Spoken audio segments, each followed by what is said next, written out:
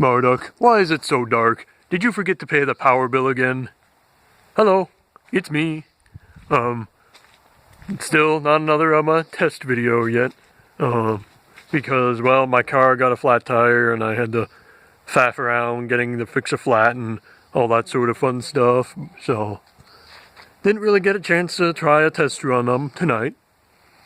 But since I did have some spare time, I took off the cockpit hatch, or as I'm going to start referring to it now, the Bewbie hatch, because, you know, it's on the front of Marduk's chest, and Marduk is a girl. Anyway, it's over here, and the reason I took it off is because, well, every time I would climb in, there'd be a good chance that the axle would pop off and fall on my head, and that wasn't a lot of fun. So, I got my old friend, the PVC cement, and stuck it on there, so it shouldn't be falling off anytime soon. It's just, I want to wait for the fumes to dissipate before I go stick it in a enclosed space, such as Marduk's ample proportions.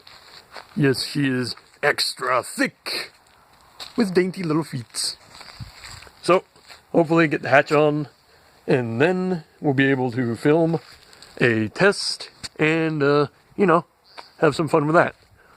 I will probably need to adjust the tension on her left elbow because it is a little, has a little bit of leeway with the Waldo inside. And the right shoulder is very stiff. I don't know why. I don't think it's because of the weight of the hand. I think maybe some of the bolts are too tight, or I need to re-rig the bungees once again. You can't really see them, but trust me, they're in there.